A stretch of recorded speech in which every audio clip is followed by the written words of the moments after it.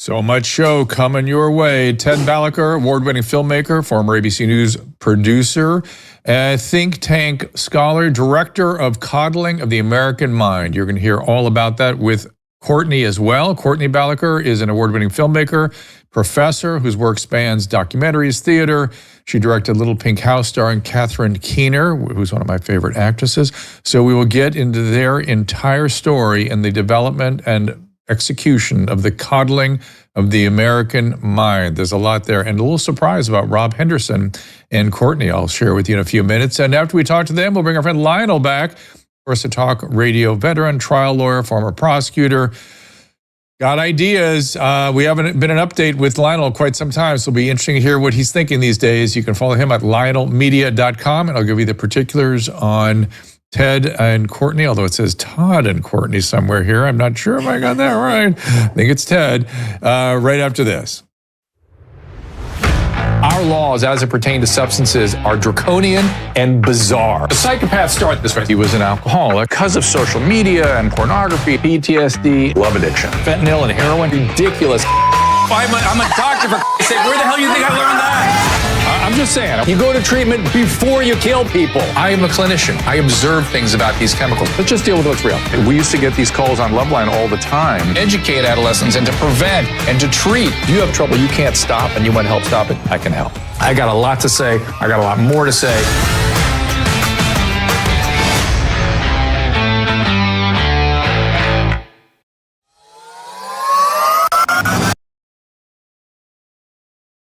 Joint and muscle pains are exhausting and frustrating, but I've got a over-the-counter medication I'll introduce you to that provides great relief using the power of, check it out, chili peppers. Capsidin is made with a proprietary formula that contains no non-steroidal anti-inflammatory agents, no opioids, no anesthetic or steroid, nothing, no chance for addiction, no side effects, no chance it's going to interact with other medication you might be taking. Capsidin contains capsaicin, which is the substance in chili peppers that burns your tongue. That gives you that burny feeling.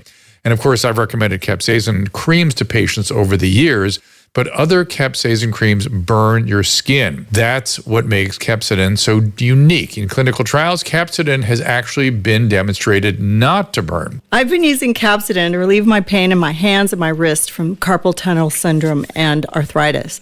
The results have been amazing. I use it every day during my show, and I highly recommend it. Get the pain relief you need from various sources, even backache, sprains, bruises even. Order now at capsidin.com/Drew to get a 15% discount plus free shipping. That is CAPSADYN, capsidin.com/DREW. And before we get going, I'll remind you, if you're a fan of sweet and salty combinations, there's a new flavor at Paleo Valley. It's a new bone broth variety. It is salted caramel, and it's becoming a favorite here, like the chocolate, vanilla, and unflavored. Made from bones, not hides. It's a source of collagen protein, low in calories. We use it in our coffee in the morning as a guilt-free treat. It is sweetened with monk fruit, and as we head into the eating season, all the Paleo Valley products help with satiety. They can help you manage your appetite.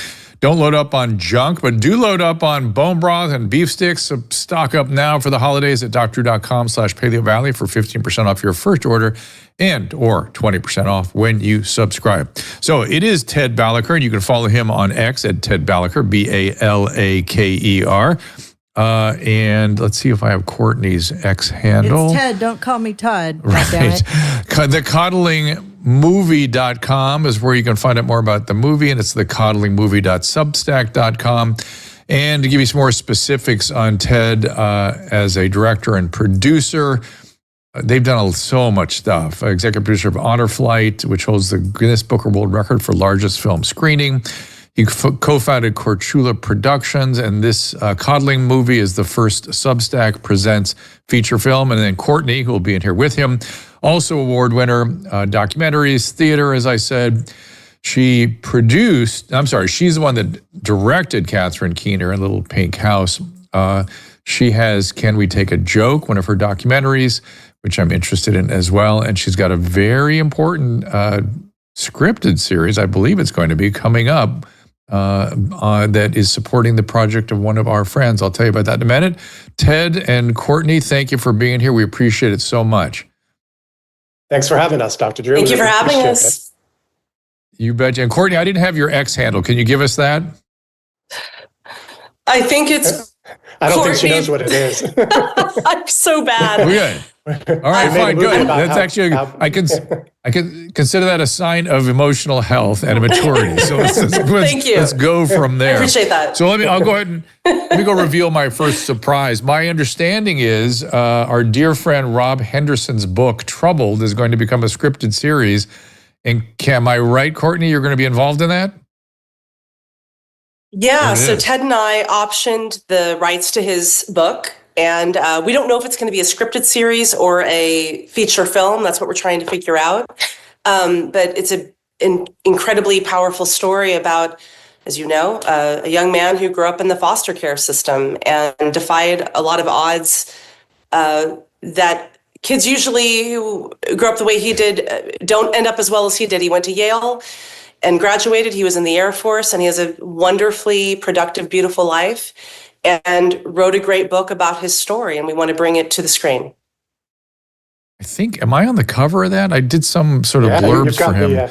You got the very... Yeah, right. I thought so. Because the head blurb. The blurb up front. Yeah, this is if you haven't read this book, please support Rob Henderson. First, Rob is the social psychologist from Oxford that we all know, friend of this show, friend of mine way before I even started doing this streaming show. I got to remind myself how we got involved together, but I spotted him early that there was something going on there.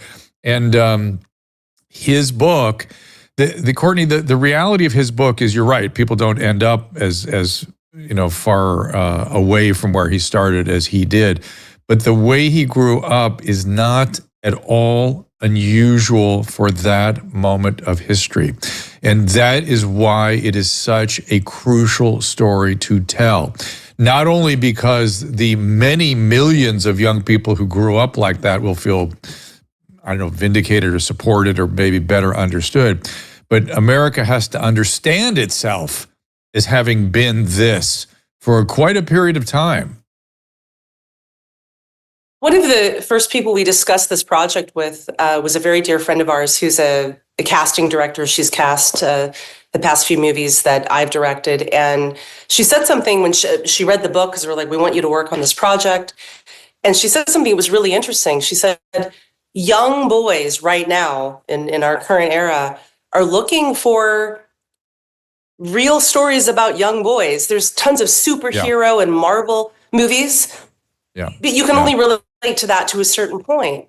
And we're really excited to make a coming of age movie about a young man who struggled and defied odds, but ultimately just had a very real experience as a young boy, became a very successful, responsible man. And I think that the marketplace apparently is really thirsting for that. So we hope that we can do well and provide.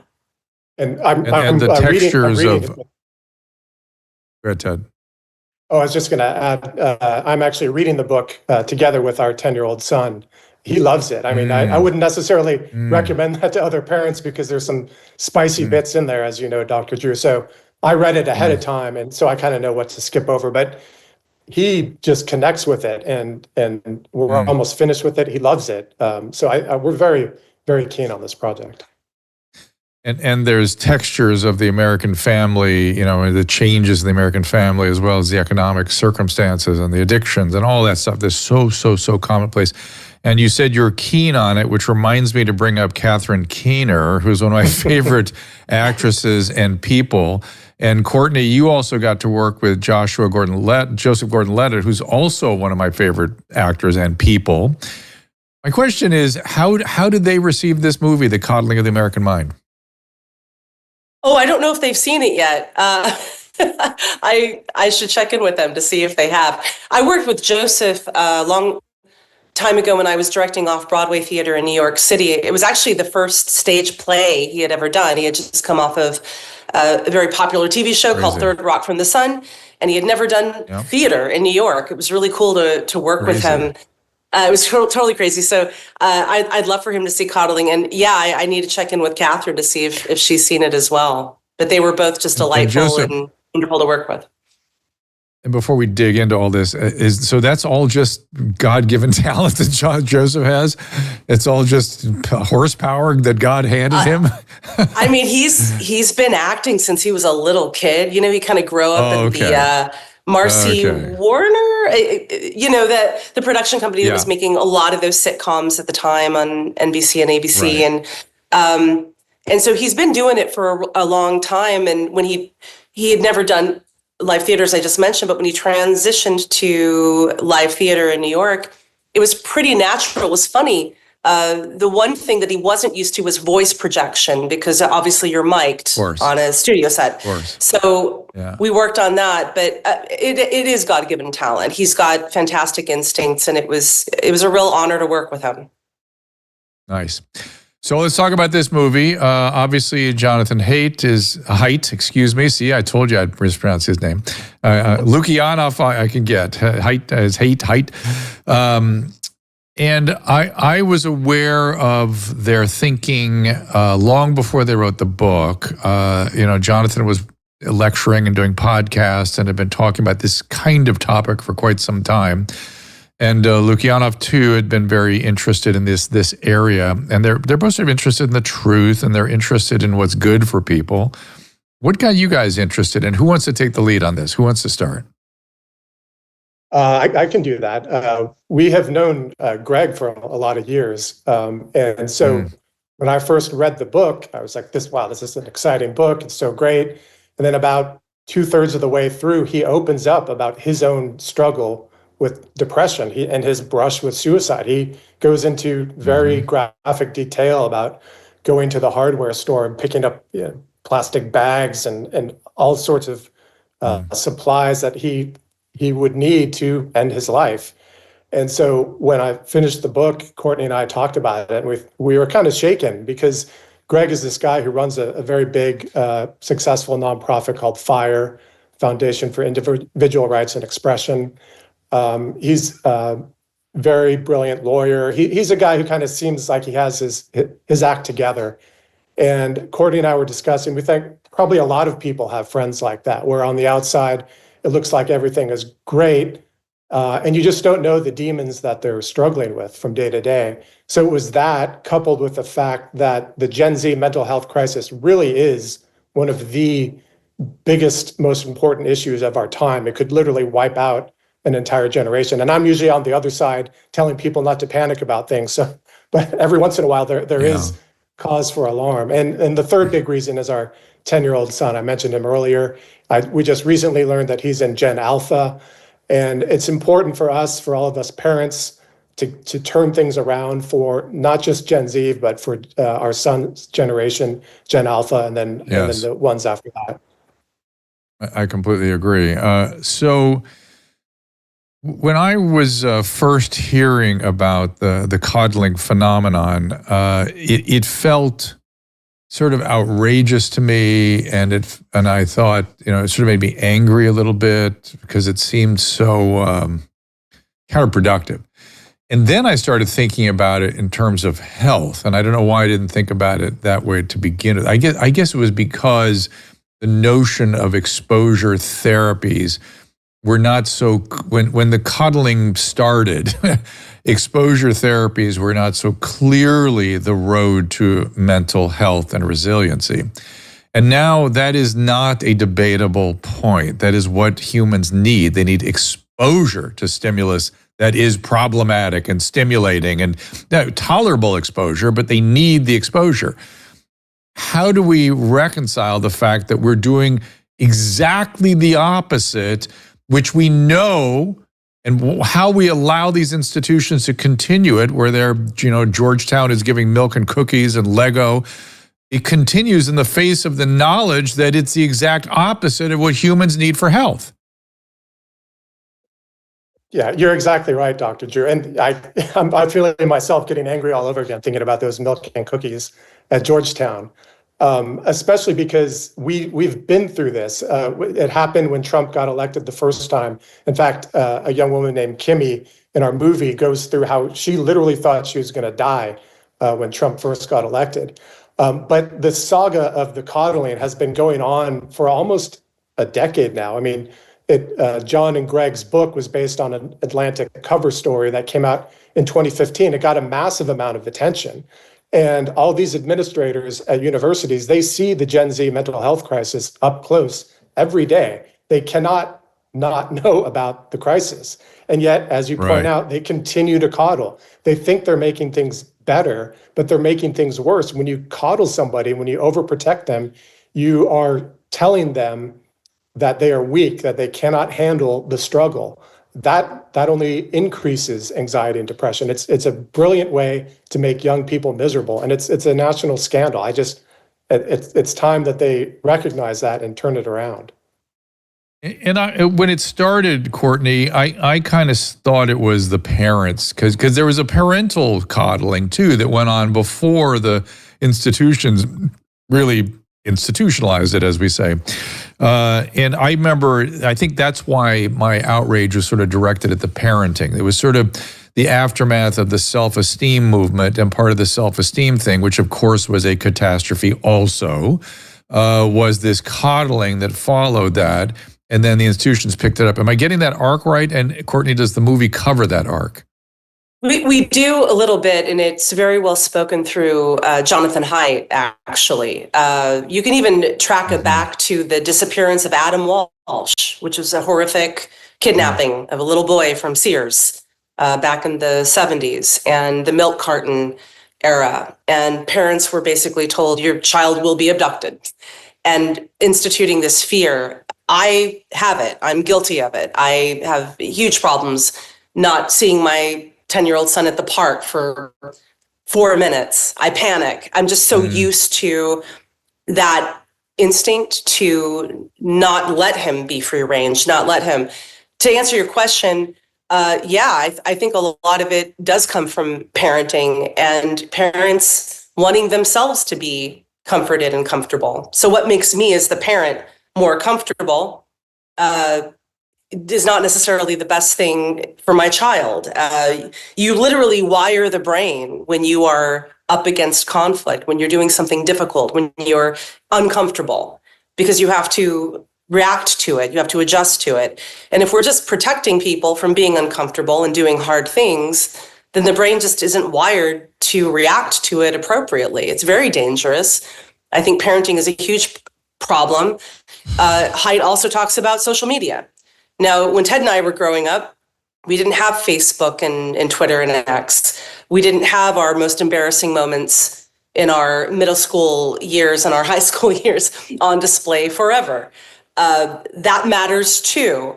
And there could be a protectiveness, which I completely relate to as well from parents. Don't get your feelings hurt. When they do get their feelings hurt, it lives forever online. There are a lot of different factors, but it's hard as a parent to say, yeah, my kid needs to fail. My kid needs to experience discomfort. You don't want to watch it, but we all did. We all grew up feeling uncomfortable, and that was really good for us. And we all failed, and that's really good for us. Yes. A friend of mine wrote a book called The Gift of Failure. It's a parenting book, and I recommend it. And it's funny we're having this conversation because I just happened to be thinking yesterday, I forget what got me to this place in my thinking, but I remember my own mother having 3 obsessional thoughts that were nonsensical but rained down on me constantly. And I'll tell you what they are in a second. But it occurs to me now, it's, oh my God, you're right. It goes back to the milk cartons. It goes back to a public health messaging around bullshit once again, where safety uber alles is the goal, safety above all else. Life isn't safe. Being biological is not safe. Safety is not a virtue. We'd like it, all things being equal, but it's not virtuous to be safety uber alles. The 3 things she worried about was, don't pick up that stick. You're going to put someone's eye out, number 1. Number 2, immediately throw away the cellophane from a cleaner's, whatever, because a baby will wrap his head in it and asphyxiate. No babies in our house, but still obsessing about it. And then the milk carton, then being abducted. And I, in the 60s, remember being deeply frightened about that because they did a public health I'm sure, did you guys get frightened that secondhand smoke were going to give you cancer for sure? I mean, these public health campaigns that use fear are disgusting and they hurt people. I hope COVID was the end of that philosophy, because we certainly took it to the absolute, the ad nauseum of, place, the absolute limits of what fear and panic can do. So Ted, you seem to want to talk. Go ahead. Yeah, I'm just agreeing with you, Dr. Giroux. It's so infuriating. I hope and pray that COVID is the last of it. I don't know. I think our public health intelligentsia probably can sink to even deeper depths. So I don't have much confidence in them. But I think it's such a boomerang effect, though, because you're exactly right that we shouldn't have safety uber alles. And not only does it make you miserable, but it actually contributes directly to what we're seeing, sky high and record levels of anxiety and depression among Gen Z because of all this overprotection, because of all the coddling. So the cruel and great irony is that all these parents, administrators, and other coddlers think that they're helping their kids, they're keeping them safe, but then when they turn 20 and they can't deal with the world and they're scared of everything and they have anxiety and depression, it's kind of too late at that point to turn back the clock and to realize that, unfortunately, they all made a big mistake by overprotecting kids rather than letting them scrape their knee, letting them fall down, and being the snowplow parents to make sure everything is pristine for little Johnny and Susie as they walk through life. It seems in the moment like the right thing to do because we as parents are scared. And like Courtney, I feel that as well. But we have to kind of get over it because we can't just be so focused on the here and now. We have to think about what our kids are going to be like 10, 20 years down the line. Yeah, you got to remember, our fears also need to be put to the test of exposure, right? We need to regulate our fears by exposing ourselves through exposing our kids. And guess what? We will regulate. We'll be able to better tolerate it. It's natural that given the upbringing that we all had, we'd have a little anxiety about parenting, but we need exposure also by allowing our kids to fail. Courtney, Greg's depression, I've talked to Greg about it myself, and I was really surprised to hear this, that he really felt a large part of that depression was because of the hopelessness he was experiencing around his efforts to protect free speech on campuses. It really, really deeply affected him. So my question is, did you encounter any other, in the course of researching and producing and directing these films, did you develop any hopelessness or helplessness? Did it affect your thinking about the future for kids? And did you come up with solutions, or do you have solutions? What really struck us, as Ted mentioned, Greg is a very dear friend of ours, and we had known him for years until before he released this book with Height. And we did not know that he was suffering from that level of depression. We did not know he was contemplating suicide. We did not know he went to the lengths as detailed in the book and the film, as Ted mentioned earlier, going to a hardware store to buy the plastic bags and the duct tape to end his own life. It was shocking. And it was heartbreaking because we just didn't know that our dear friend was going through this. And what we found as we started interviewing people, finding our young Gen Z interview subjects, was really astonishing that so much of the depression, so much of the negative thinking that they were experiencing was so avoidable. And Greg, that's really what drew him to write the book with Height. He's like, you know what was pushing me to suicide? The catastrophic thinking, the mind reading, all the things that we all do as human beings, which is normal. It's not generation specific. We all do it. The things that I was doing, I'm seeing happen on college campuses, catastrophic thinking, mind reading, us versus them. And I found my way out of it. He found his way out of it through cognitive behavioral therapy, which he credits as saving his life. That one weekend that he went to an institution.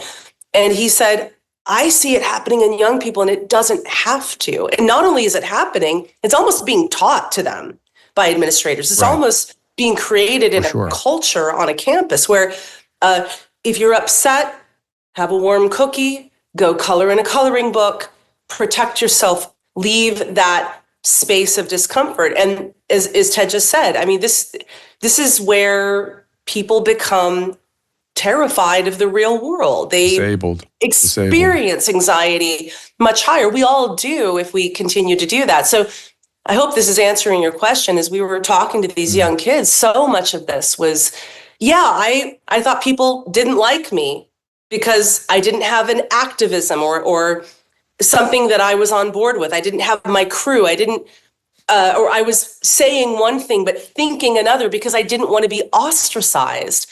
What a miserable way to live. How do you live like that? You're thinking one thing, but you're saying another. I mean, that's really a huge part of it. And we all do it a little bit, but when you're doing that on a daily basis, and that's how you're forming relationships or finding your interests, it's very cognitively dissonant. And that was what was really concerning, how many young people we were talking to that said, oh, yeah. But it was very encouraging that they saw the light. Like, you know what? I don't have to experience life. I don't have to think that way. I can put my thoughts on trial, as we all should. Is this negative thing that I keep thinking true? Put it on trial. What's the pro-con list? What's the evidence that I'm a horrible person or I suck, or all of these things that are very normal to being a human? Put it on trial. And it does affect young people. And, you know, I don't think we're beyond the point of no return. I think that there's a lot of hope. And just let's start that conversation and get them on that path. Oh my God, I hope so. Your mouth to God's ears. Ted, talk to me about the movie. What's the pitch? Why do we want people to go see it? Well, if you care about the future of the next generation and following generations, you should see it. If you care about free expression, you should see it. If you care about ending this obsession with victimhood culture, you should see it. If you care about ending this obsession with dividing people on the basis of race, sex, and other immutable characteristics into two buckets, victims and oppressors, you should see the movie. And frankly, if you want to have a good laugh, you should see the movie. I can guarantee that it's the funniest movie about anxiety, depression, and suicide you'll ever see. Oh, I like that. That's a good pitch just by itself. Where do people go to see it? Everything is at thecoddlingmovie.com. So you can find out all the information there. You can also just check it out at Prime Video, Apple TV, Google Play. You can watch it on Substack and also subscribe and join us in our ongoing journey with the Coddling Movie. So there are a bunch of ways to see it. But again, thecoddlingmovie.com is your one-stop shop for all things Coddling Movie. I asked you about a couple of actors and their response, but how's the general response? What kind of feedback are you getting? What do people say, both positive and negative? I'm just interested in how would somebody be critical of something like this? But tell me about it. Yeah, we've had some of. I'm happy to report that overwhelmingly it's been positive. Steven Pinker at Harvard invited us there. He loves the movie. We've had Michael Smerconish of CNN loves the movie. And really the most heartening responses come from Gen Zers and their parents. They tell us things like, I'm stronger than I was told. We need to tell kids more stuff like this. And we shouldn't be afraid of free speech. So we're now embarked on this a global tour where we've been in 5 countries, more than 50 campuses, and the students, by and large, are really responding positively. The administrators and professors, and sometimes when you get the DEI professionals, they're the people who tend to get upset with us at Q&A. We had our posters torn down at Cornell, the Canadian University. They asked us if making this movie itself was an act of privilege, and you kind of have to deconstruct what. Sometimes you almost need a translator to figure out what the questions are, because it's so laden with jargon, and it's like, how would making a movie be an act of privilege? But I've kind of learned that language enough where I can respond. But by and large, I'm happy to say the response has been very, very positive. And how do you respond to these bizarre distortions? I guess it depends on the question. Yeah, one person take a deep breath. Yeah. Courtney, wait, I want to hear Courtney. Courtney, go ahead. Well, yeah, I'm sorry to interrupt you. A couple people said, well, why didn't you make the case for DEI training being good? Because our film goes a little bit into DEI, and is that helping people? Is that making people happier and relate better to other people? And when I was posed that question, Ted and I discussed it, and we're like, well, that argument is kind of already been made. I teach at a college, for instance, here in San Diego, and I had to do DEI training. It was online, virtual. I didn't have to go to a room with a bunch of people and someone talking to me about it. I just answered questions online, and I found myself personally answering questions not truthfully, but giving the answer that I think they wanted to hear, because I didn't want to get in trouble. And these were very, innocent questions. It was just but some of them were very convoluted, right? And I wish I could think of one right now, but I think we all know if we've gone through DEI training or any sort of corporate or educational training. And I'm is that really making us better or get along better if we're falsely answering just to pass the quiz? So my response to, well, why didn't you have, a case in the film of when DEI really knocks it out of the park or helps people? I think it's because that's what we're all exposed to sort of on a day-to-day basis, that this is good, that we need this. Corporate Height talks about it in the film. Corporate America demands it. You can't avoid it if you teach at a university or a college. So I feel our film was well, what about the other side of the argument? Right. And I think I just read a large study that showed that it actually made things worse, the majority of these trainings, that people end up sort of seeing trouble where there is not trouble or manufacturing it. There is. That's the article there. DEI programs can actually escalate hostility and tensions. This is a new study from the New York Times, accused of spiking the story. That's from the Post. So again, it's all objective data. We'll see what it is on both sides. I'm not saying that thus saith the Lord because there was one study, but it's just interesting that it's not necessarily the case when it's subjected to scrutiny that it makes things better.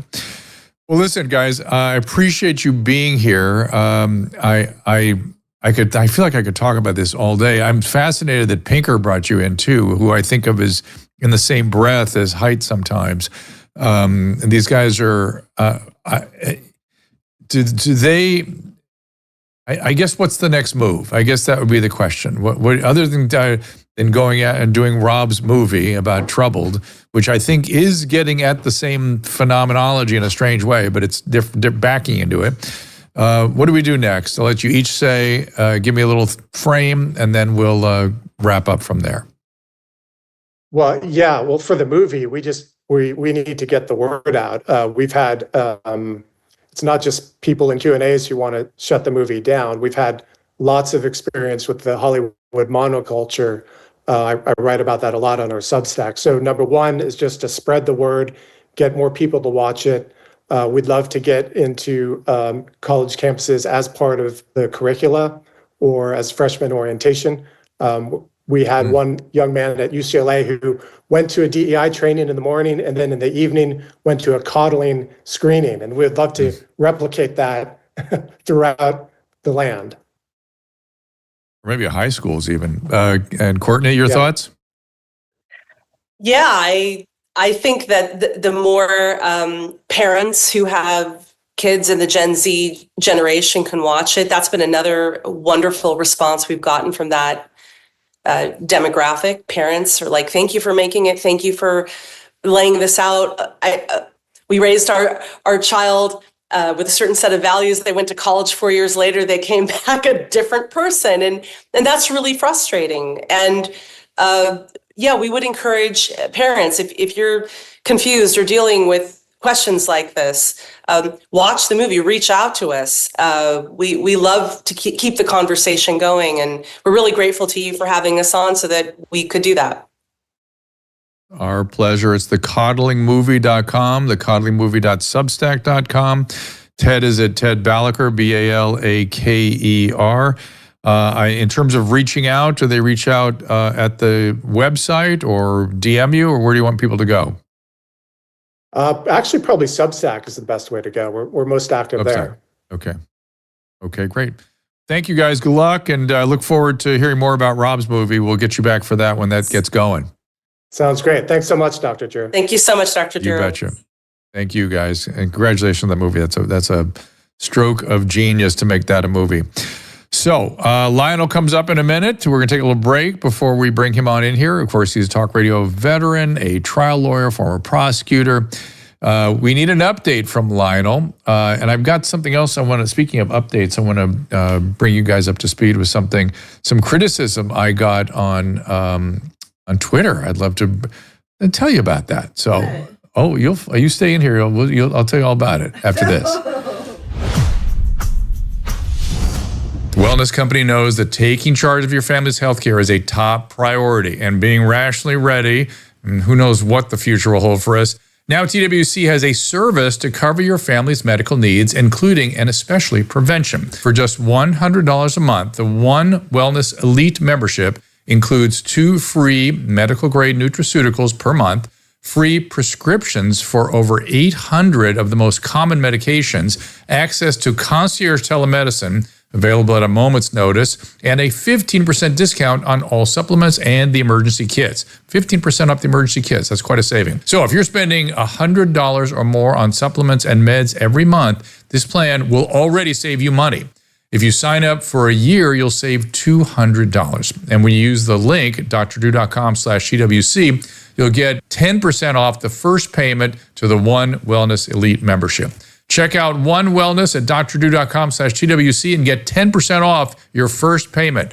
drdrew.com/TWC. It's all there. I want to teach you about pharmacogenomic testing. This is changing the way we approach healthcare. By analyzing a patient's genetic profile, pharmacogenomics helps physicians personalize drug treatments for more effective results. First, it enhances medication efficacy by predicting how a patient will respond to a specific drug, reducing the trial and error process, especially in mental health care.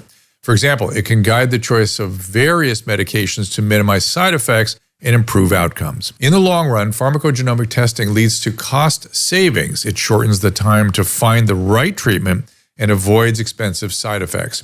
It also supports more personalized care, helping physicians make better decisions and ensuring that treatments are tailored to each individual's unique genetic makeup. Test simply requires you to swab your cheek, then you send in the sample to our lab. Discover the power of personalized medicine with pharmacogenomic testing. Tailor your treatments based on your unique genetic makeup. Reduce trial and error, avoid side effects, find the most effective medication for you. Take control of your health today. Go to drdrew.com/checkgenetics. That is drdrew.com/checkgenetics. I'm excited to bring you a new product, a new supplement, Fatty. I take it. I make Susan take it. My whole family takes it. This comes out of, believe it or not, dolphin research. The Navy maintains a fleet of dolphins, and a brilliant veterinarian recognized that these dolphins sometimes developed a syndrome identical to our Alzheimer's disease. Those dolphins were deficient in a particular fatty acid. She replaced the fatty acid, and they didn't get the Alzheimer's. Humans have the same issue, and we are more deficient in this particular fatty acid than ever before. And a simple replacement of this fatty acid called C15 will help us prevent these syndromes. It's published in a recent journal called Metabolites. It's a new nutritional C15, pentadecanoic acid, it's called. The deficiency that we are developing for C15 creates something called the cellular fragility syndrome. This is the first nutritional deficiency syndrome to be discovered in 75 years and may be affecting us in many ways, and as many as 1 in 3 of us. This is an important breakthrough. Take advantage of it. Go to fatty15.com/Dr. Drew to receive 15% off a 90-day starter kit subscription, or use code Dr. Drew at checkout for that 15% off, or just go to our website, drdrew.com/fatty15. Dr. Drew said the best way to quit drinking is by going cold turkey, and he's a doctor, so why would you question doctors? Dr. Drew called me unfixable.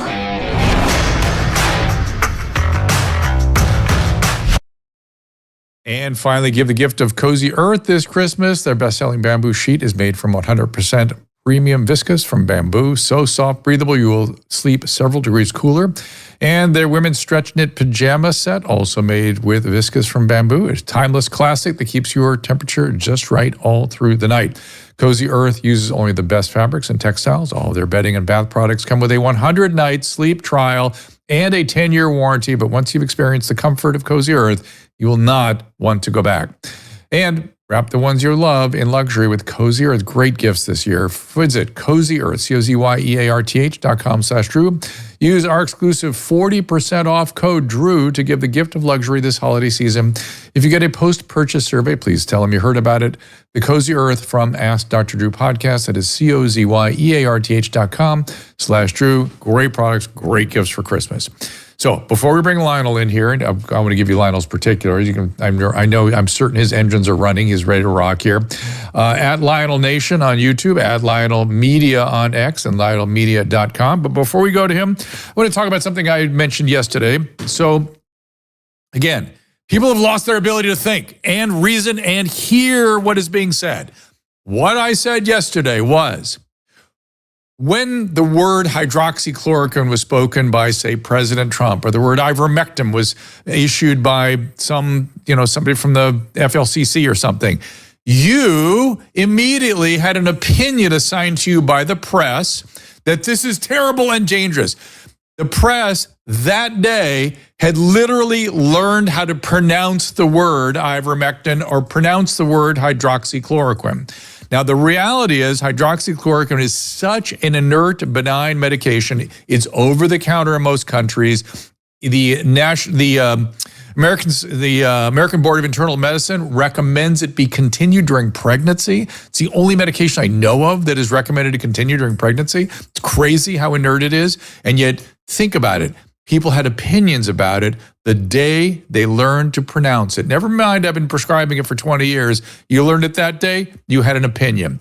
And I noticed a similar phenomenon when it came to the Surgeon General recommendation by President-elect Trump. You suddenly had an over-the-top opinion about Dr. Jeanette and whether she was qualified for this position, what she should be doing, who should be selected. And my point was, name for me a single appointment to Surgeon General during the roll-up to administration that you A, knew about, and B, had an opinion of, and C, knew what the policies of that of individuals are, including the current individual's policies. Do you know what her policies are? Do you know what her qualifications are? But you have an opinion. Did you know that President Biden had a nurse in the job as Surgeon General for a while? Can you tell me who Bill Clinton's Surgeon General was? Can you tell me who President Obama's Surgeon General was? Did you know who it was when he was getting ready to run his administration? If you did you have an opinion about this person, an over-the-top opinion? Think about it. I just want people to check themselves. When they come up with these massive opinions about something, all of a sudden, you should check yourself. So I said that yesterday. And Gemtress on Twitter says, let me put this as respectfully as possible. You can F all the way off. A large portion of the population are actually paying attention. So you're going to try to shame people, F all the way off. Because I told you, first of all, I didn't say you couldn't have an opinion. I said, check your opinion. Why suddenly? And by the way, Gemtress, did you know that President Biden had a nurse in the job for a while? Do you have an opinion about that? Did you have an opinion at the time? Why an opinion now? That's the question. Why now? And actually, she wrote an interesting thread. I read the whole thread. It's a long thread. Oh, and she it's mentioned take me an how hour to read all of this. Give me an hour, There's Drew. something for you Jeez. and for Susan in that thread. Okay. And that is that she was watching when I was doing this, and I guess I sneezed or something. Or it was during, it was during I think she said it was during our interview with Salty Cracker.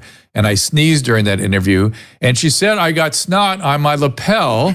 And you guys did not pick that out. I did. You should have stopped me and No, cleaned I it up. did. What's wrong with you guys that you didn't help me? I did. I had you clean it up at the break. I wasn't going to interrupt you. Okay, so we did clean it up at the break. I did. Don't you remember? So good on Gem Trust for pointing that out. On one hand, good for her for pointing that out. What's on your jacket? And he goes, oh shit, I just sneezed. So okay, but on the other,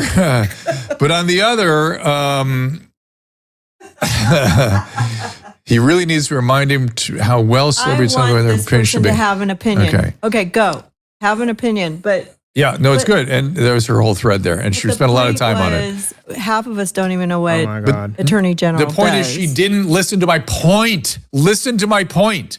Why do you suddenly, what is going on in the world that you suddenly have over-the-top opinions about, let's say, positions in government that you never knew about before, you never had an opinion about before, never. And by the way, she goes on in here to say the Surgeon General is a leading spokesperson of public health. No, that's not who the Surgeon General is. The Surgeon General supervises 2,600 health officers, and they have opinions about public health, and they affect sort of the public health PR campaigns and things. No, they're in the military too. Well, sort of. But the point is, maybe it needs a revamping. Maybe whatever the policies are of the Surgeon General does need to be something that we take into account and recommend that it be changed in some way. And maybe Jeanette is not a great selection for it. I don't know enough about the office to even know, and I know her well. And so how come I can't have an opinion? And this has been back to the hydroxychloroquine and the ivermectin. I use these medications all the time. Why do you have an opinion about it? You just learned how to pronounce it. Maybe this particular person knows more about it than we do, and it's not a good choice. Read the but thread. Who knows? Read the thread. Yeah, I know. But thank you for noticing that he but again, the point, just listen to my awesome. point. The point is we should be checking ourselves, all of us, in terms of our opinions when they're over the top about something that either we know nothing about, or we never knew anything about, or we maybe shouldn't be so exercised in our opinion because it all smacks of sort of Trump derangement. Right, Lionel? I know you have an opinion. You never check yourself, and I'm not sure I want you particularly to check yourself, but let's hear what you have to say about this. Well, first of all, I've never seen you so excited. Last time I saw you aroused was when they canceled the Ropers. But you know, Drew, by the way, did you know I am 9 days your senior? Both of us were born exactly in the same time, same astrological sign. Both of us are feces. And you know, you did something right now, which I think was very interesting. First, you were trolled. And I can't believe a man of your je ne sais quoi, your bain de soleil, your pâté de foie gras, how you could do that. Now, what I do is when somebody does waste their time with these threads, these voluminous excoriations, this gravamen, this explaining these indictments of you, after you're done, you must respond with, "What do you mean?" ? Now they're going to have to say. I usually comment about their hairstyle. I like your bangs. No, but I always wait, and then they'll come back, and then you say, "For example, what?" And then they'll say, "Do you not hear?" And you'll see how far can I take these people. But you bring up a very good point, and this is so interesting. I myself have it's this instant expertise thing. I don't know. This is the Grundig, whatever. But my particular thing was, I'll give you mine. Women who claim that they have lost rights, they have no rights under President Trump, and for some reason they believe that Roe against Wade and everything. So I said, "Oh, this is interesting. Oh, so you know about Roe, right?" He goes, "Yes." Oh, I see. So what about substantive due process did you find not problematic? It's like me arguing ivermectin with you. Say what? But they have this idea that, well, no, somehow that means something. I said, well, do you know the history behind? Do you know what privacy is, and how that came from Griswold in 1965, and how basically it was made up, and they'll look at you, and you know what? Nothing. It doesn't matter. It doesn't matter what you say. None of it matters. Well, None. because these are really ultimately, Lionel, these are assigned opinions by a lying, inaccurate press. Right. They are Also, brainwashing people. That's what I'm concerned about. I want people to check themselves and Yes. really pay attention to what they're thinking and saying. and Drew, if you don't want me calling you Drew, because Mary Ann would make no sense. fine. But I think that what's important is that we need to bring back to our vocabulary to we must unpack the notion of people who are retarded. And for a long time we said, oh, that's a bad word. As though I'm, I say, hey, what are you blind? What are you deaf? I'm not making fun of these people, but there are people who I think that for whatever particular reason, they're just born stupid. And I think that we have to call them out, and we have to adjudicate them stupid. And we have to come up with, instead of the insanity defense, stupid, because a lot of people are just stupid. Beotians, dimwits, dullards, absolute jadrules, as we say here in Hell's Kitchen. So that aside, but remember, if you don't run into these people, you're not doing something right. I do this all the time. You mentioned, for example, I thought we were going to talk a little bit about Ukraine and Israel and in the Middle East, or Trump, or what he said and what he didn't say. And I don't know what it is. You mentioned critical thinking. In law school, we had this thing called IRAC. It was this acronym for Issue, Rule, Analysis, Conclusion. And it was this blue book. Whenever you had a legal issue, you say, first of all, what is the issue? What are we talking about? Let's make sure we know what we're talking about. For the case of ivermectin, the issue is it harmful? Is it, what are we talking about? Let's just make sure we home in, not hone, but home in on this issue. Now, what's the rule? Well, this is where your expertise comes in. What does the literature say? What do the studies say? What does it do? Mm-hmm. What is ivermectin? Mm-hmm. It's inert. It's inert. Hello. What do you need to do? What about inert? Why are we even having this? Here, take this thing. It's like the placebo. It's a sugar pill, whatever you want to call it. So that's the rule. You analyze it, you take the issue, and you take it, and then you make a conclusion. That's called critical thinking. That's just what we do. But the first rule people should say is, I don't know what I'm talking about. I don't know anything. I don't know anything about this subject. History is my favorite. Tolstoy said history would be a wonderful thing if only it were true. And I get this all the time. Yeah. People will just make things up, and then once they commit themselves to not liking you or what you said, they're steadfast. They're intransigent. They're not going to budge. And what's interesting is all of a sudden, do what I do. Agree with them and then disagree with them, and you'll drive them crazy. You're absolutely correct. However, wait a minute. What? And play with them. Because, Dr. Drew, have you ever had a cat? You ever see a cat with a mouse? Cat doesn't kill the mouse, drives the mouse crazy. Goes like this. Yeah. That's what I do with people. You really have to learn. I like that.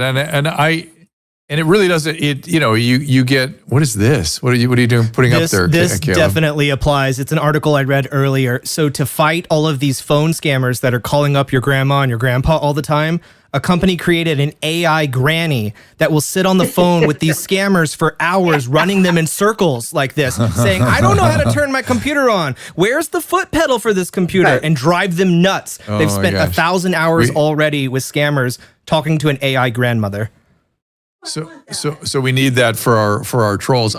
Normally I don't read stuff, but occasionally I do read things, and things get well, but they you read stuff and it always hurts because, and my always reaction is, why do you think it's okay to talk to somebody like that? It's like you took your time.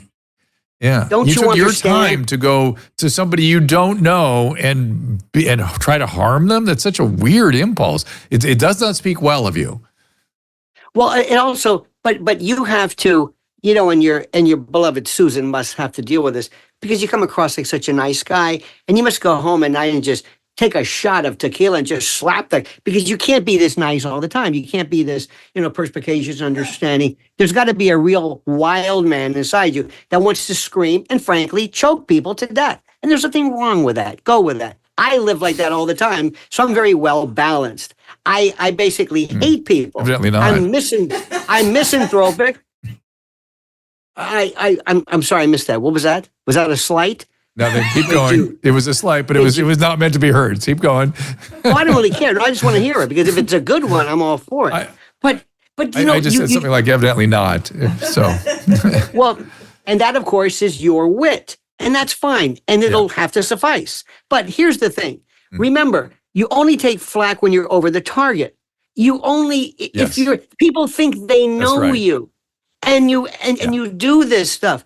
And you say, excuse me, madam, hi. Apparently you've confused me for somebody who gives a shit about what you're saying. And then move on. And then they'll say, did Dr. Drew say that? Did he say that? Yes, he did. Let me tell you one of my favorite examples of how people are just so bloody stupid. Years ago, I was doing a talk radio show with a pharmacist. Remember when RU 486 came out? Or are you against it, right? Yep. The spontaneous abortion pill or something. So I spent the entire hour with this pharmacist scientist talking about abortion, spontaneous abortion, and the woman has to go through and sift through. It was just horrible. Anyway, abortion. The whole hour. They said, I'll never forget this. I said, do we have time for one more call? Go ahead. And this was in Florida, where, the average age is deceased, at the time. So this woman called up. She says, yes, I just have one question. Is there any negative effects on the child? Now, this is after talking about, and I just stopped, and we went right. There was no music, no nothing. We just went.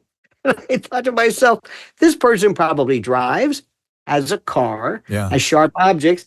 And there are people like this who were just so stupid. But that Lionel, you got to remember. You've got to remember that the IQ test was designed with the average at 100, and 100 is not a really high IQ. No. And half the people are below. I mean, for the most part, a big population are below, and a big population are above in a bell curve distribution, roughly half and half. Right. And that's where we are, that a lot of people are not able to reason this way and to listen or to hear things.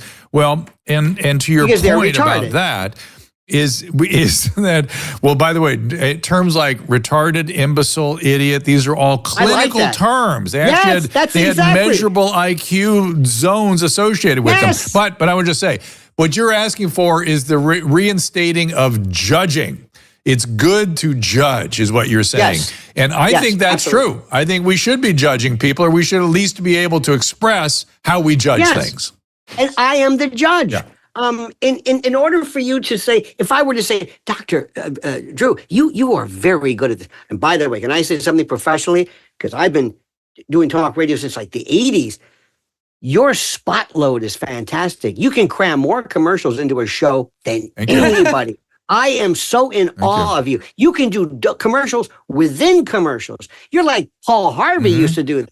Paul, did you ever hear Paul Harvey? You would think it's a story. It's a commercial. He goes, and I turned to Angel. I said, there's my Buick. I said, God damn it, it's a commercial. Anyway, you're fantastic at that.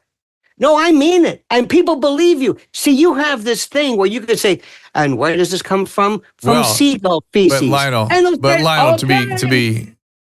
to that point, we select everything carefully. So it's stuff we do use. I do stand by it. I mean the things I say. This is not a commercial. And this is, by the way, Susan and Caleb at work. So they're actually delighted with what you're saying. And Emily, Oh, no. So go ahead. Are you kidding me? I love it. I love it. In fact, what you do is you thoroughly check it. Make sure they're done in Bradstreet rated. Make sure the check's clear. Make sure they don't skip out or you check them all right. And you should. Listen, you're not, I used to have on my business cards, I'm not a missionary. I'm not put on this planet to just dispense great advice. I'm here for this, not money, this. But anyway, let's talk more about Lionel, do you have a producer? No, I'm my producer. All right. Yeah. So, a bunch of those ads are there to feed my babies. So let me tell you, have you ever done a spot where you didn't know what it was? Remember, I've done talk radio. They handed stuff to me. I didn't even know what it was. There was a commercial years ago called Collage, and it was, I think, it was a meditation, a series of CDs and music where you would play. I think this is what it was, and it had a mask, one of those, Arlene Francis, kind of like, look, I used to call it the Polish Lone Ranger. There's no eyes, it's Tonto. Anyway, you wore the mask, and that's a Polish joke. I'm sorry, please. It's from our generation, Drew. It's when we could joke. Remember Mad Magazine and National Lampoon? Anyway, so I did this spot, and I said, can I do whatever I want? He goes, yes. And I said, when you come home at night and you're feeling bad, you put on Collage.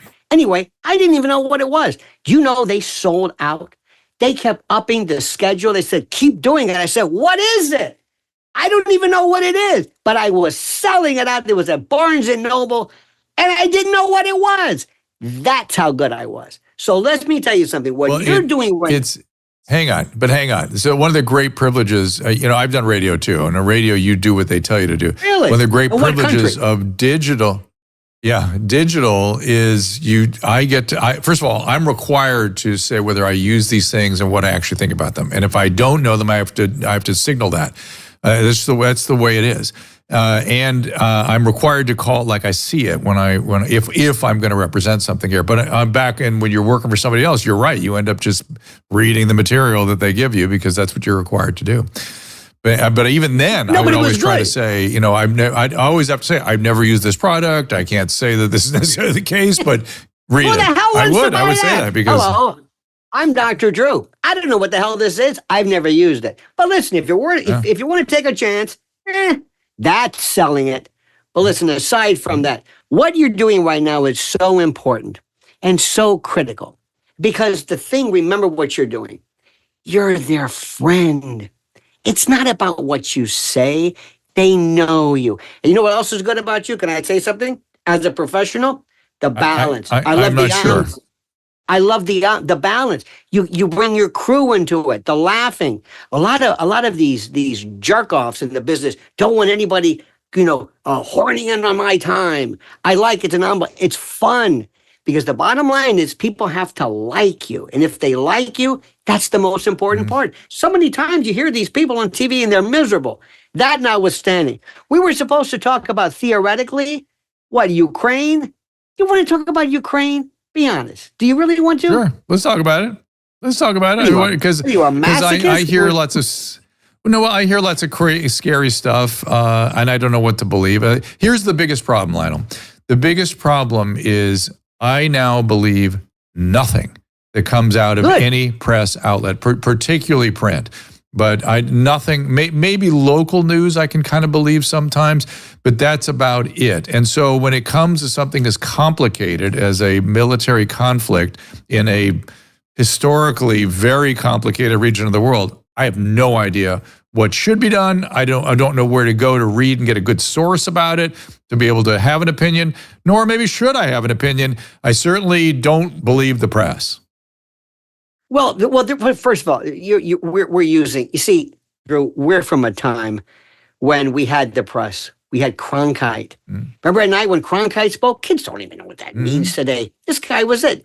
Like LBJ purportedly said, when you've lost Cronkite, you've lost Middle America. And by the way, let me add something to your mother about the dry cleaning bags. I heard that one too. Because I heard they would actually move. They would come at you in the middle of the night. They moved. But you mentioned a thing poking your eye out. Mine was breaking your neck. And my father was an absolute ardent fan. Yeah, my father was an ardent fan of if you eat and go swimming, you will die. You will get a cramp and sink like a rock. That's another one.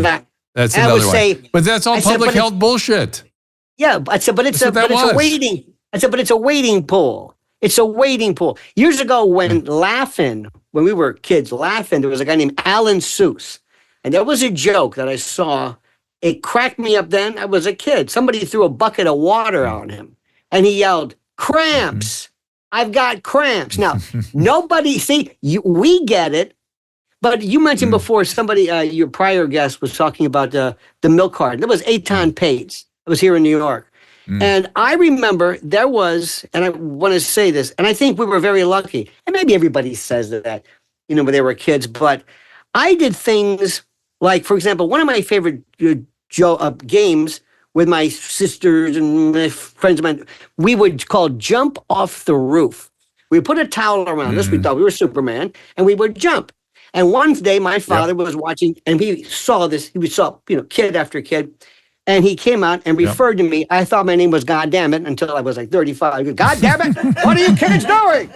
And I said, we're jumping off the roof. He says, okay. And he closed the door like, I just want to know what you're doing. Not, don't do it. You're going to break it up. Yeah, I just want to know what it's called. I just want to make sure I know what it's called. I had, and maybe you did too, not BB guns, but pellet guns. And it was, the Crossman with the pump, and you get this thing.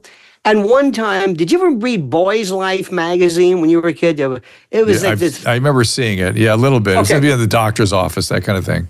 That was Highlights. Remember Highlights? Yeah, Rufus and Gallant? Highlights, yes. Highlights. Yes. You were so bored because you went into a doctor's office and you weren't going like this. You were saying, what the hell do you got? Gem Cutters Quarterly. What are you, a sadist? Give me a life. And you would sit there and you had nothing to do. And we could somehow amuse ourselves. We used to travel in a car from Florida to Canada in a 66 Impala, my sister and me, and we didn't get bored. We would sit there, is that a Stuckey's? And we didn't need to be coddled. We didn't need any medication. It was like, what were we, stupid? We just found things interesting. And and I know I saw like every guy our age, but it was a different time. Anyway, back in the Boy's Life, there was this one thing about, hey, is that a daisy? Remember the daisy? And somebody said, oh my God, I shot my eye out. That's right, with a daisy, Red River Special. Notice that clean wound, and they would joke. We would joke about things. National Lampoon wouldn't even be, put it this way, go to National Lampoon online, everybody, and look up foreigners around the world. TJ O'Rourke. Don't show anybody this. You will be indicted. If you have this in your possession, it goes after every race, every ethnicity, so brutally, it is hysterical. Because Drew, we had this thing called a sense of humor. Do you remember when Archie Bunker came out for the first time, 1971, 72, and people said, what's that? Nobody lost their mind. They said it was funny. Because we saw through it that Archie was the idiot. The racist was the idiot.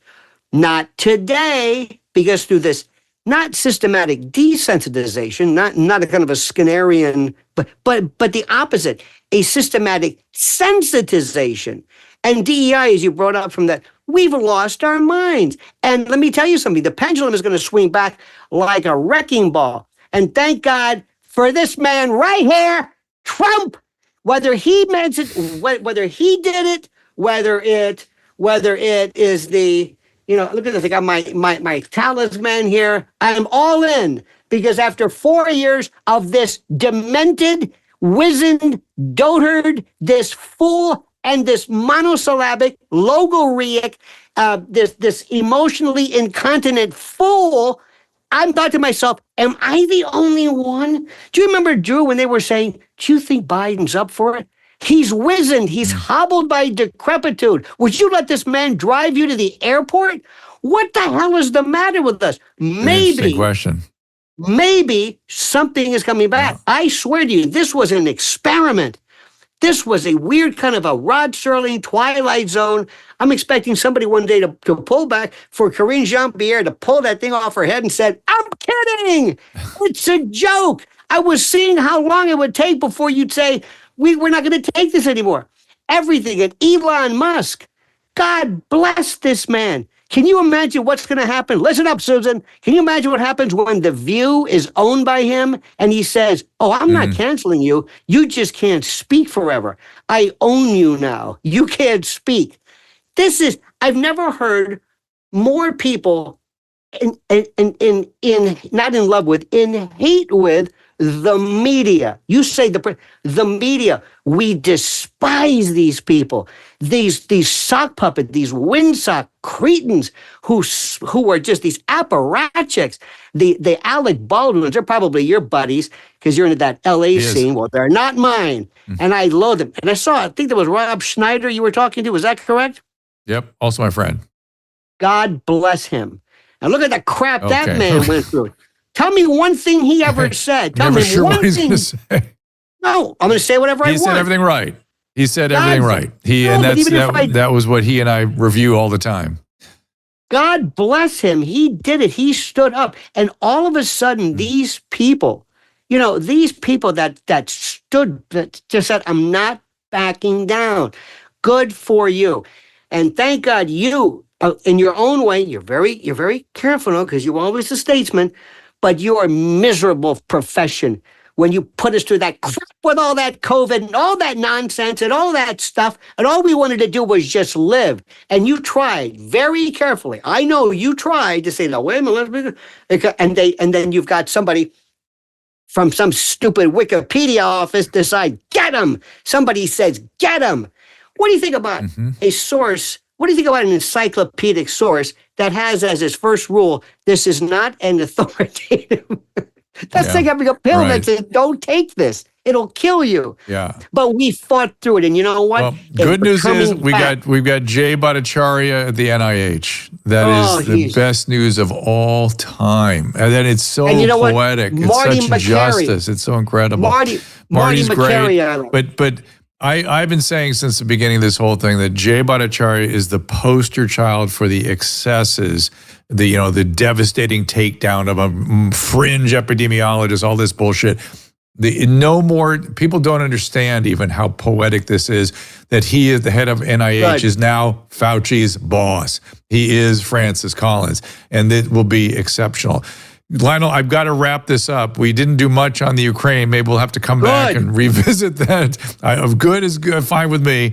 There's still scary stuff coming out about it that I'm struggling with. You don't want to know. Again, it's worse than you think. I don't want to know. I don't. It's awful.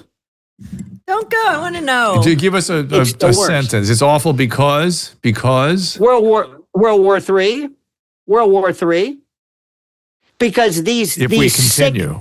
These weird eschatological, and by the way, the Middle East, you've got these eschatological, by the way, the emphasis on scatological, eschatological. No, I understand. Eschatological, end of world people, yes. No, the end not of time. Not the shit people, the end of world people. End of time, not the shit people. Got it. Tribulation, Armageddon, this is what we're waiting for. This is nonsense. But in any event, and it's a weird time when you say, very frankly, when I find, who I agree with regarding Ukraine? Putin! What the hell's going on here? This man makes more sense than anything I've ever seen. And when I tell people that, they look at me like, well, what are you? I heard somebody, you're going to love this. They call me a Ruski or a commie. I said, there's no commies. In any event, we'll talk about that. It's a very, very scary time. But listen, happy Thanksgiving to you and your family and everybody else. God bless you. Yes. We'll bring the Ruski back one of these days soon. You can follow the Ruski at lionelmedia.com. Also, Lionel Nation at Lionel Nation on YouTube and at Lionel Media on X. Lionel, have a great Thanksgiving. Thank you, Mr. Ruski. We'll catch up with you soon. Have By a good the way, holiday. You got a schmutzig on your couple of days. I still do. I can't rely on my team here to protect me. Go back. Cheers. Talk to you soon. Bye-bye. Thank you. You're all worry about it. Goodness gracious. Bless his heart, as they say. Let's see. Let's see if anybody reacted. Did anybody react to my rant on Twitter? Did you see anybody? Funny. Or did anybody just let that pass? Hang on, I'm checking. Was so funny, though. Which was funny, Susan? When you did have that schmutz on your jacket, I was like, well, I'm glad somebody noticed. Honey? I think you need to get that jacket clean. You go, oh, I just need. Who put the relax sort of meme up there? Was that Caleb? Was that you? Was that Susan? Was that you? Yeah, it was me. What relax meme? This relax meme. It's right here. It says it's a GIF. Must be Caleb. Sometimes I make snarky comments to people, but I do it from the Ask Dr. Drew account instead of my own so that I don't get in trouble.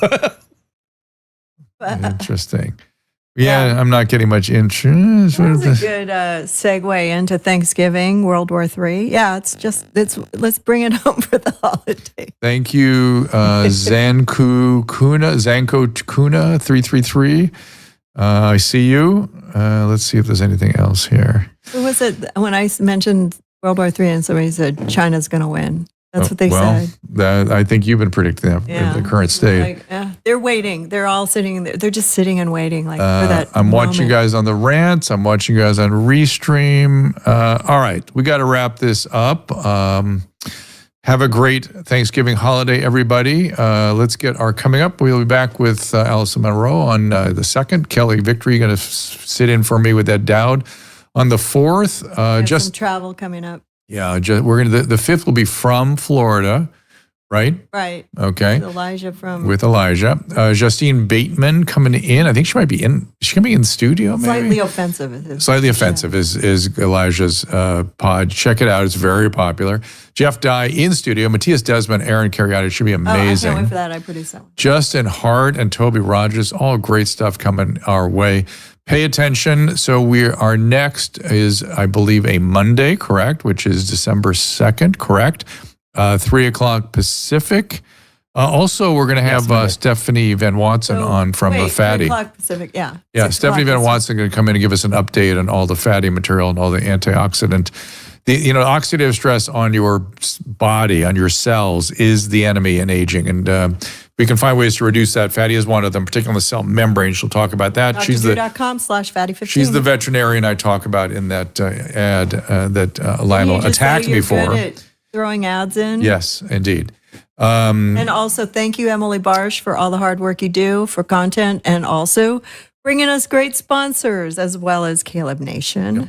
Does the same. We're just really lucky to have sponsors we genuinely get behind. I mean, think about it. The people get with it, Check Genetics, the wellness. These are all extremely high quality and also healthcare opportunities. With my show, she's another. Yeah, and I think one of the things also, I mean, we didn't mention this earlier, but it's like he's not seeing how many sponsors we don't take. Like, we're very selective with him. These are all ones we actually like. He's a comedian. He's just poking the bear. He's being funny. I'm thankful. We've had a good year. The show's doing well, and everybody's done their job. And let's have another one. I thankful for my team and also for my husband for continuing to fight the good fight here. And thank you to Susan and Caleb who invented this whole thing. This has been quite a fun little project, and I'm really, really enjoying it. I think you did it.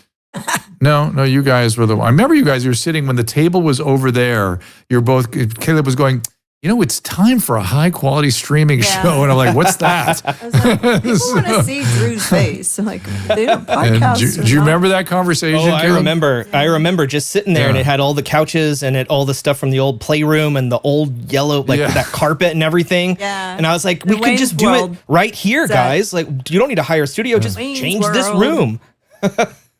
I know. So funny. And then Drew did the Masked Singer, and we thought he was going to be gone for a week working on it. And he got voted off the first week. I was so pissed. We all had to keep it.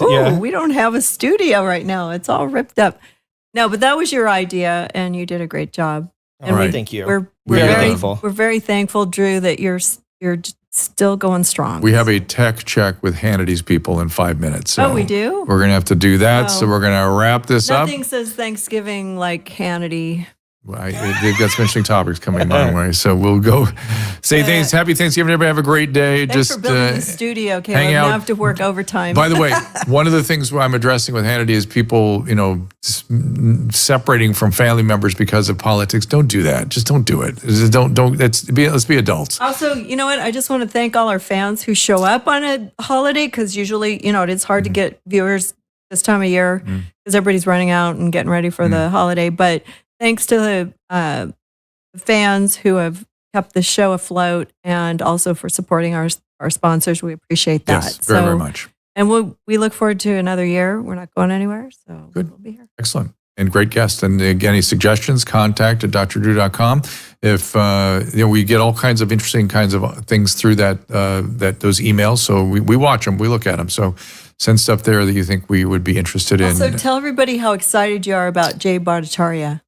Yes, support Jay. I mean, And think about, Jeanette too, as the Surgeon General. Look at who she is and what she's done. Well, you want a clinician in there.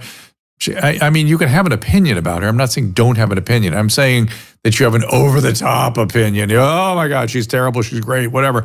But didn't you say that with Jay getting this appointment is sort of like the happy ending of a movie? It's literally the end of a movie where people are slow clapping and then the whole audience starts clapping because some amazing thing just happened, some triumph He's such a on big behalf of the protagonist. I'm telling you, he was the protagonist in this struggle. He was treated so unfairly. And Aaron Cariotti. Cariotti will hopefully he'll have his own sort of justice in the courtroom, hopefully. But in terms of now, a guy of his caliber of professionalism, professional standing, training, and human being in that position, it's just so do an amazing job. poetic. So he will, and let's all support him. And have a great holiday, everybody. We'll see you on Monday. God bless. Ask Dr. Drew is produced by Caleb Nation and Susan Pinsky. As a reminder, the discussions here are not a substitute for medical care, diagnosis, or treatment. This show is intended for educational and informational purposes only. I am a licensed physician, but I am not a replacement for your personal doctor, and I am not practicing medicine here. Always remember that our understanding of medicine and science is constantly evolving. Though my opinion is based on the information that is available to me today, some of the contents of this show could be outdated in the future. Be sure to check with trusted resources in case any of the information has been updated since this was published.